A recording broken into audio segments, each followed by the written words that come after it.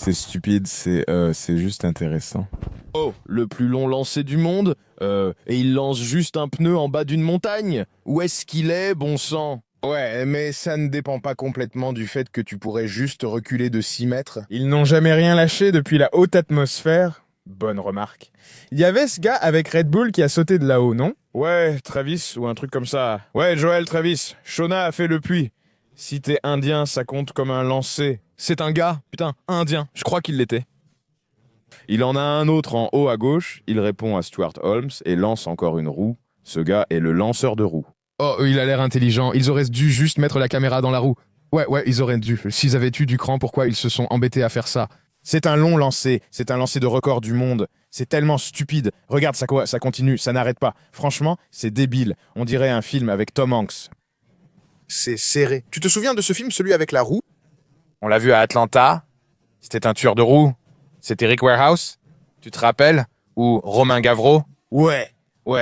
Pneu. Waouh, c'est le français, le réalisateur de Rubber. Oui, c'est ça. Tu parles du pneu vivant qui faisait exploser les gens par le feu.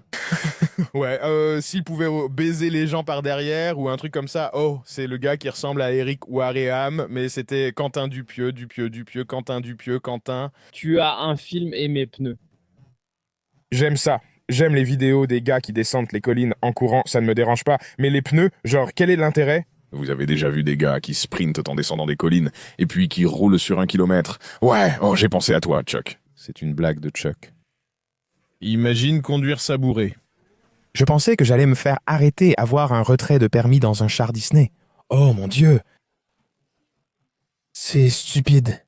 Mais ça me rappelle, waouh, une blague de Charles. Tu te moques de moi. Je me fais griller, je dois arrêter, je te rappelle. Tu vois, triple, c'est comme ça que tu conduis. Ouais, c'est génial. Tu réalises que ton personnage est ivre au bar, tu pars, montes, et c'est ta voiture. Il faudrait déjà être bien bourré pour monter là-dessus. Complètement saoul. Oui, ce type là-haut est totalement défoncé. Charles Carroll, nous devons écrire le vers à Martini. Oh oui, le taxi Martini. Martini, Charles Carroll quitte un bar ivre. Il est dans un verre à Martini de 4,50 mètres de haut avec des olives. Il le dirige avec une olive et il se fait arrêter. Et il est dans un... C'est comme s'il était dans un jacuzzi à 2,50 mètres du sol et les flics l'arrêtent. Ils disent « Vous avez bu ce soir ?» Ouais, qu'est-ce que c'est? Ah, trempé dans un costume cravate, la cravate autour de la tête. Genre, qu'est-ce que c'est censé vouloir dire? Genre, arrogant, c'est une bonne occasion de filmer quelque chose sous l'eau. Ouais, t'es dans le verre. C'est tout genre... Genre comme Greg, comme des olives farcies au fromage bleu. Tu les as dans la main, elles sont aussi grosses que ta main. Elles sont énormes, comme des gourmandises salées de Willy Wonka. Ouais. Oui, ça a l'air amusant. Ce serait vraiment amusant. Comment diable? Où est-ce qu'on trouverait un putain de... on prendrait probablement le conique. Il faudrait qu'on prenne la papa mobile et qu'on la réadapte. C'est mobile. Je voulais juste continuer à regarder ça. Ça me donne envie de jouer à Skyrim. Ce pneu aussi, peut-être son frère. Ce n'était pas un tueur, il voulait juste faire des sports extrêmes. Ils ont récupéré le pneu après? C'est drôle, ils laissent leurs déchets. Ça s'appelle les vidéos d'Epic Pollution en Inde. Ça finit dans le Gange. J'adore l'idée de la pollution épique. Par exemple, on en a une où on est dans le van sur la route, on baisse la fenêtre et on balance tout dehors. Comme des sacs de fast-food avec le gobelet, le plateau de frites. Donc c'est comme un train indien. Ouais, comme les trains indiens. On fait un 360, on jette et balance les déchets, on déchire le sac et fait des trick shots. Ouais, avec un trick shot. Tu me donnes une note. Oh, ça c'est un 85 Superjet de déchets. Tu le remplis puis le jettes sur le pare-brise. Tu le poses sur le pare-brise, tu actives les essuie-glaces et tout s'envole. Tu baisses le pare-brise. C'est ça. Il a atterri. Il vend des produits dérivés? Ah ouais! Tu peux croire que je suis un F? Tellement crevé. Je suis le plus idiot du monde. Oh, wow! Je me casserais le dos en faisant ça. Ce sont les tiaram. Je les lance à Santo. Attends. Qu'est-ce qui est si bien? Mais il faut la fin. Je déteste vraiment voir les vidéos comme celle de cette femme chinoise tuée par un pneu qui rebondit sur la route. C'est la pire chose qui soit. Dieu ou le chien avec la bouteille sous pression. Qu'est-ce que c'est? Un truc? Ouais, je ne pense pas que le chien soit mort, par contre. Ouais, celle-là n'est pas terrible. C'est une Enya, non? Oui, bien sûr que c'en est une. Ça me rappelle le 11 septembre, ha? Le 11 septembre. Oui, là, ils ont joué ça pendant le 11 septembre. Oh. Si tu peux imaginer ça. C'est comme un type de pneu de moto tout-terrain. Ça y ressemble. Ouais, ça ressemble à quel genre de pneu? C'est sûrement comme un pneu de moto BMW, non? Il lui faut de l'adhérence. C'est dégoûtant que ça ne bascule pas. Ça continue juste tout droit à tirer comme ça. C'est énervant. Ah! Oh, mec! Ouais, il y a un gyroscope dedans. J'espère qu'il laisse ces trucs partout. C'est trop drôle. Il devrait le faire. Là où il atterrit, c'est sa tombe. Juste enterré dans la terre. Ils le laissent juste là. Ils sont obligés, ils ne vont pas descendre là-bas. Ils sont comme ça. Moi, je ne vais pas descendre tout en bas pour le récupérer. Ça continue encore. Ils ont une ficelle attachée à ça. Ils le remontent simplement. Ah! En train de faire de grands tours de yo-yo. Attends, la chute, hein? Parfait, là c'est bien. Ah, c'est le mot, ça. Je me demandais, quelle est la peine maximale dans un pays pour la littérature? C'est le cas, Singapour? Oui. Vraiment, Canet, vous le savez tous. Oui, Singapour. Ils vont vous botter le cul. Ouais, si tu craches, il te frappe avec un bâton. C'est intéressant. Je ne connais pas Singapour. Je sais à quoi penser. Il y a quelque chose de bien dans les lois strictes. Parce qu'avec des lois strictes, on peut vraiment avoir une société. Ouais. Bermudes, quoi? Les États-Unis d'Amérique. Lee Kuan Yew, c'est ça? Singapour, célèbre pour ses lois strictes? Première infraction pour jet de détritus. Jusqu'à 1000 pour récidive. Oui, on peut aller en prison pour ça, purger une peine. Oui, tu pourrais rejoindre la CWO, c'est similaire à la NVO. J'ai vu une femme japonaise. Elle a fait tomber une bouteille en verre par terre dehors. Et elle s'est agenouillée pour ramasser chaque petit morceau. Wow. Oh, au Japon. Ouais, et puis elle s'est inclinée devant les morceaux impossibles à attraper avec les mains. Et puis elle est partie. Qu'est-ce que Bowen va faire? Les ramasser par terre?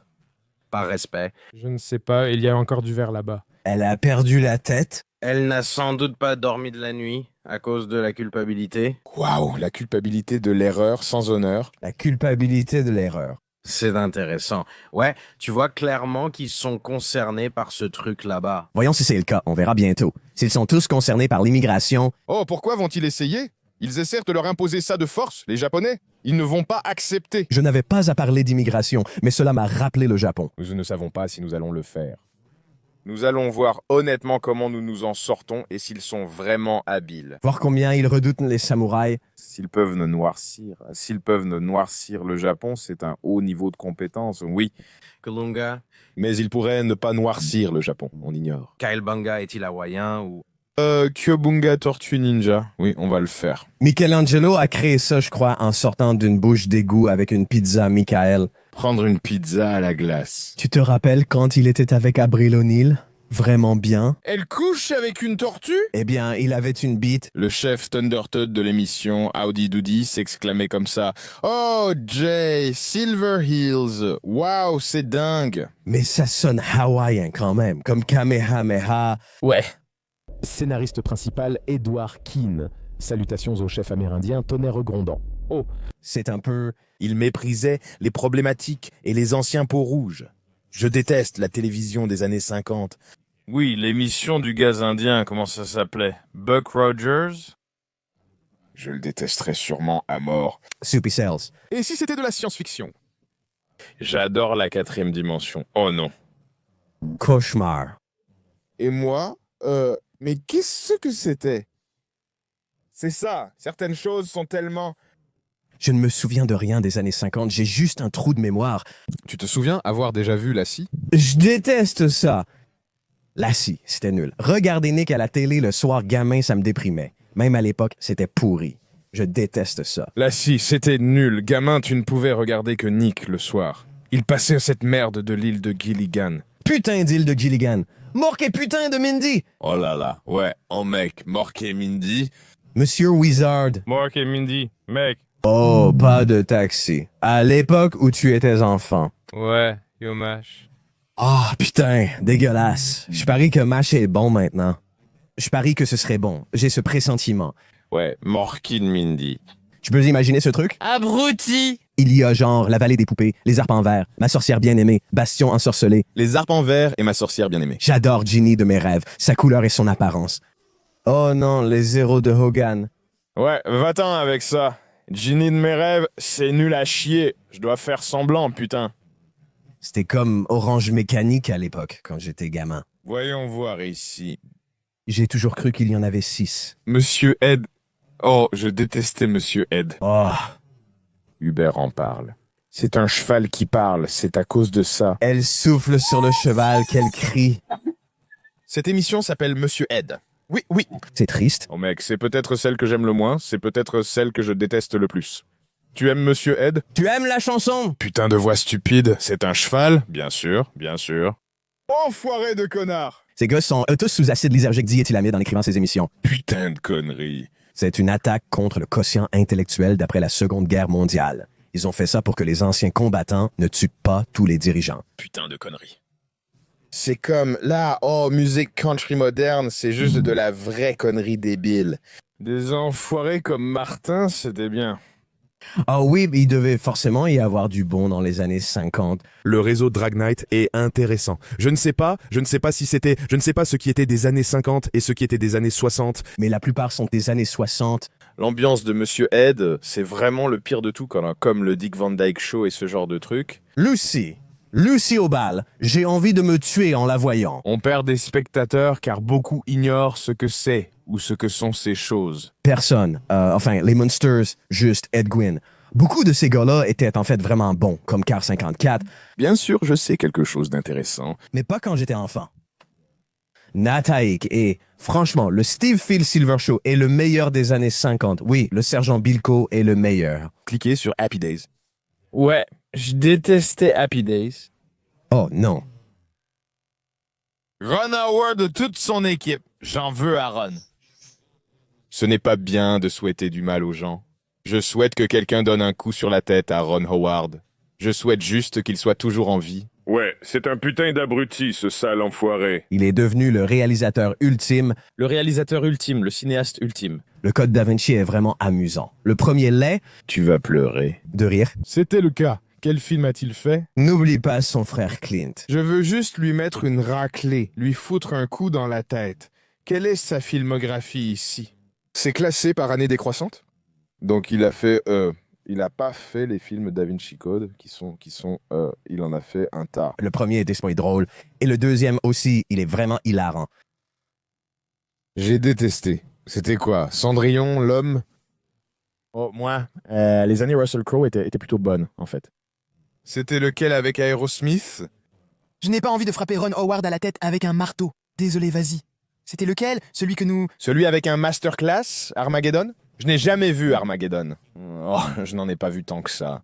Armageddon, le film spatial. Ouais, j'ai détesté ça. C'est comme un avion. C'est comme un film d'avion. Tu as entendu ton pote Ben Affleck en dire du mal? Oh, ouais, c'est incroyable. Oh, regarde-le maintenant. Va sur YouTube et cherche Ben Affleck. Tu crois qu'il est stupide? Il ne l'est pas, je peux te le prouver. Mais je vais te montrer Ben Affleck Armageddon, je peux te le prouver. Il a des jambes incroyables et une intelligence cinématographique. Ben Affleck est un génie. Pour de vrai, ce n'est pas de sa faute, il est obsédé par Boston. Oui, ils le sont tous. Attends, le plus long fait 32,6. Oh, c'est dans les commentaires. C'est dans les commentaires du disque vidéo numérique. Et puis, oui, fait celui qui se moque juste là. J'ai demandé à Michael Folsom pourquoi il est plus simple de former des foreurs de pétrole en astronautes que l'inverse. Et il m'a dit de fermer ma gueule, tu es. C'était la fin de la conversation. Il disait « Ben, tais-toi, c'est sérieux, il a volé ma foreuse. » Je disais « Tu veux dire, la National Aeronautics and Space Administration veut vraiment entraîner des foreurs de pétrole. » Il disait juste « Tais-toi, regarde. » Voici où nous allons le prouver, car Bruce expliquera aux gars qu'ils ont mal construit le réservoir de forage. Je suis en train de l'assembler. Il a fait n'importe quoi. Tu vois, c'est un gars simple, un gars du peuple, et les intellos de la National Aeronautics and Space Administration, eux, ils ne comprennent pas ses manières franches, ses façons un peu brutes. Ouais, c'est ça. Eh bien, c'est parce que tu es Canvas. D'une façon ou d'une autre, ils savent construire des fusées, mais ils ne comprennent pas ce qui fait une bonne boîte de vitesse. Nous avons eu une formation pendant 8 mois, donc tu vois... 8 mois entiers, comme si ce n'était pas assez pour apprendre à percer un trou. En une semaine, on va apprendre à devenir astronaute, à aller dans l'espace. J'ai juste besoin de mes gars. Pourquoi? Ce sont les meilleurs. Tout le monde l'est. Pourquoi? Je ne sais pas. Ils le sont tout simplement. Oh, le meilleur. Parce que je travaille avec les meilleurs. Je veux dire, c'est un raisonnement un peu tiré par les cheveux. John, tu te teins les cheveux. Parlons de forage. Est-ce vraiment compliqué de mettre la foreuse dans le sol et de l'allumer? Ha! Tu penses que c'est juste percer un trou? Il y a beaucoup de choses que tu dois savoir. Quand tu casses un bord dans une transmission sur l'angle d'un tuyau chaud, tu obtiens une poche de gaz. Et là, que fais-tu? Et si les propulseurs de ton scaphandre activité extravéhiculaire ne fonctionnent pas en apesanteur? Scott est juste là. Tu l'as vu? Tu n'as pas vu Apotley? 13? Il a sorti ça en spécial sur Netflix? Ah, c'était Saint Scott. J'ai envie de sortir avec lui maintenant. Il était bon? Sans doute une légende. Merde. C'est drôle, surtout celle sur Batman. Regardons-le, c'est sur la télé des années 60, j'aurais dû dire « Oh oui, c'est très gay ». Ouais, il était ha.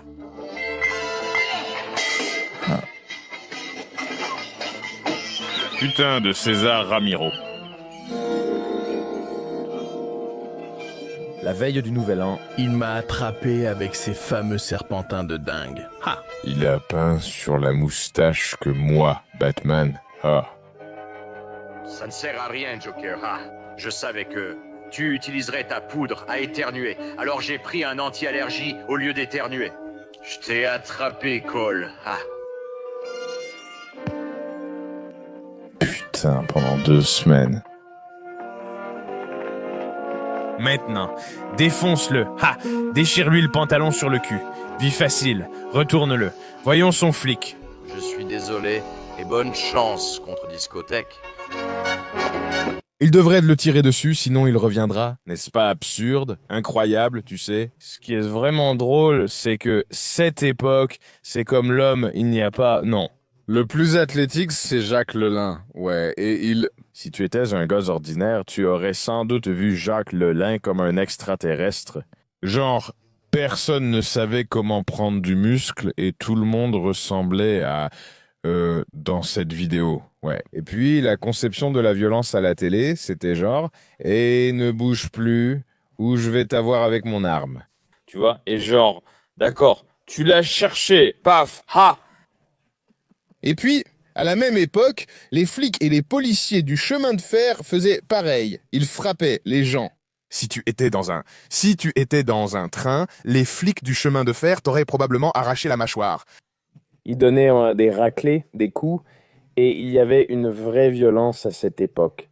Je veux dire, ça paraît sans doute dérisoire comparé à ce que subissaient les Noirs, comme se faire cogner la tête contre le trottoir, mais jamais. Néanmoins, c'est comme « Oh oui, non », il prenait le petit gars noir, costaud et bagarreur. Les flics tabassaient les gens. On n'en parlait jamais, c'était passé sous silence. C'est comme lire un livre d'histoire où il y aurait juste une phrase disant « Il était là ». C'est là qu'il a été frappé par la police. Tu imagines? Des coups de matraque, oui. Est-ce qu'à cette époque, il y avait des tentatives de représenter la violence de façon réaliste? Ma scène de combat préférée, c'était dans Un crime dans la tête avec Frank Sinatra dans les années 60. Je me souviens que mon père l'a mis quand j'étais enfant et ça m'a rendu fou. On peut vérifier ça? C'est vraiment bon. C'est ça, F-R-A-N-K-S-I-N-A-T-R-A. Oui, carrément. Ah! C'est probablement aussi bien que possible à cette époque. Oh là là, oui, ça doit l'être, oui, putain. Oh! Qu'est-ce que tu fais? Comment la vieille dame s'est-elle transformée en Russie? Que faisait Raymond avec son chapeau? C'est mon cœur, n'est-ce pas, papa? Qu'est-ce que tu fais là?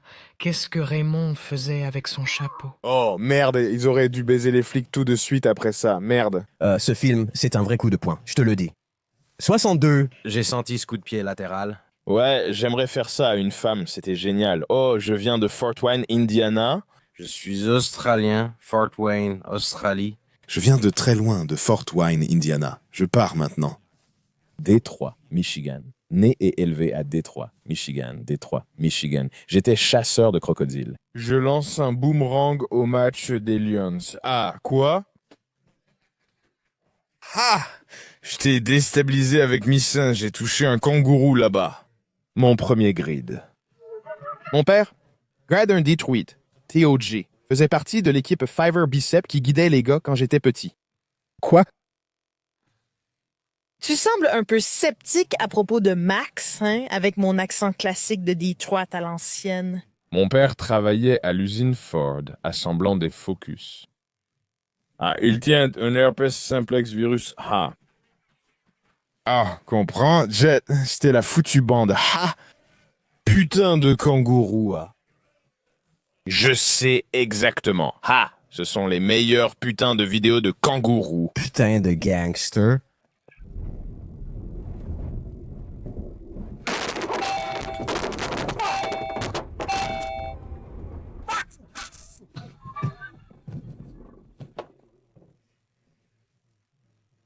C'est dur, c'est cool, les kangourous sont terrifiants. Ils peuvent t'étrangler ou t'endormir avec une prise. Tu as vu le coup de poing en pleine figure, non? Ils ont l'air tellement méchants, ils vont venir vers toi. C'est vraiment choquant. Avec leur torse et leur abdomen, tous. R-I-P-L-E-I, oui. Qu'on vous mette dans une clé d'étranglement, c'est choquant. Mettre des chiens dans des clés d'étranglement et tout ça, ouais. Choqué, regardez-moi ça. Oh mon Dieu. Regardez-moi ça. Oh. Ce chien doit être horrifié. Il doit se demander, c'est quoi ce bordel? Les chiens s'enfuient. C'est dingue. C'est complètement fou. Ah, il a regardé à gauche et à droite comme un humain. Je dois le faire. Ouais, putain, tu peux entendre le choc. Ouais, c'est probablement un effet sonore. Ah d'accord, c'était un bon son. Ils cherchent ces gars. Ouais, il est là en mode « Yo, c'est sérieux, frère !» C'est... Le roux au centre-ville de Detroit Road, devant le stade. C'est ce type-là? Ah oh mon Dieu, il s'est transformé en chasseur de kangourous. Plus précisément, il le tue maintenant. Ha! Maintenant, il va nous buter. N'oublie jamais, c'est comme chaque matin il se réveille, il en a marre de ces trucs, il tue vraiment. Des mitrailleuses Gatling, il les électrocute après, il meurt, il torture. Il adore les toutous, il a des tétons de chien et tout. Allez les chiens. J'ai tellement de lapins dans mon jardin que je pourrais en tirer 3 par jour. Waouh, oh vraiment. Ouais, des lapins. Je veux dire, un de tes voisins a des lapins. C'est comme ça depuis 8 ans, vraiment. Oui, c'est dans mon quartier, la ville des lapins. Ce sont de petits lapins vraiment sauvages, gris ou blancs. Les gris sont-ils savoureux? Ils sont surtout gris. Ils sont gris, un peu bronzés. Non, oui, genre bronzés, d'accord.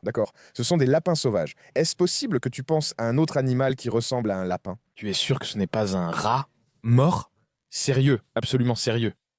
Quoi? Non, c'est drôle. Tu es vraiment drôle. Je dois changer. Lancer un rat vivant sur quelqu'un, ça c'est drôle. Ouais, lancer un vivant, genre. On voulait le faire à la Nouvelle-Orléans, ramasser un objet au sol et le lancer sur quelqu'un. Et ça va faire genre... Hip. Désarmer quelqu'un serait de la maltraitance animale. Les tarés des armes biologiques, ce serait tellement drôle. Comme on disait, genre mordre l'arrière de son cou pour le briser puis le porter comme un préservatif et ensuite entrer dedans. Se pointer à un entretien d'embauche avec un rat... Oh, tu sais, j'aimerais pouvoir installer un rat comme dans Taxi Driver et juste tirer des rats de ma manche. Ah, vraiment, avoir un rat vivant sur quelqu'un comme dans un combat, c'est complètement dingue et drôle. Par exemple, un mec qui aime les rats et les souris, qui s'entend bien avec eux comme animaux de compagnie. Et tu disais, ouais, va te faire foutre et ah. Tu l'avais depuis le début, tu ne pouvais juste pas le voir et tu faisais « Ah !» Je déteste ça, c'est agressif comme un aspirateur en pleine figure. Tu balances juste des rats sur les gens, qui remontent le long de la jambe du pantalon. Oh ouais, il ne s'enfuira pas. Il continue à s'enfoncer plus profondément dans ses vêtements. Il se suicide juste parce qu'il est tellement terrifié. C'est la façon la plus rapide de se débarrasser du rat, se suicider, tant pis. C'était effrayant, c'est drôle. Je le ferai. Les fourmis? Oui, Bugs l'a touché avec le pistolet à fourmis. L'homme fourmi, c'est choquant. Il lui a mis un sac sur la tête avec un putain de tuyau rempli de frelons. Tu souffles dans un tube rempli de putain de guêpes jaunes. J'ai un sac à dos de Manowar juste au-dessus de ta tête. Ah, tu portes ton animal de compagnie Manowar. En cas de problème grave, faudra-t-il vraiment que tout change? Il est mort, mais il est toujours venimeux. C'est un peu comme Hétor de... Oh, oui, il transportait ses créatures. C'est tellement génial, comme le salaud de Salamandre dans le livre du Nouveau Soleil. Ouais, et Hathor était un marin de l'espace, ouais. Il est revenu avec toutes les créatures de l'espace. Il les a recrachés comme des méduses, des cigales, etc. Il savait, il maîtrise le transport à travers des miroirs opposés et l'utilisation de voiles stellaires ou de miroirs. C'est tellement génial, putain. J'adore. J'aimais tellement Hathor parce qu'il aimait tellement Égée. Et ce plan couvrait ses seins. Ça m'a rendu complètement fou. C'est à l'école.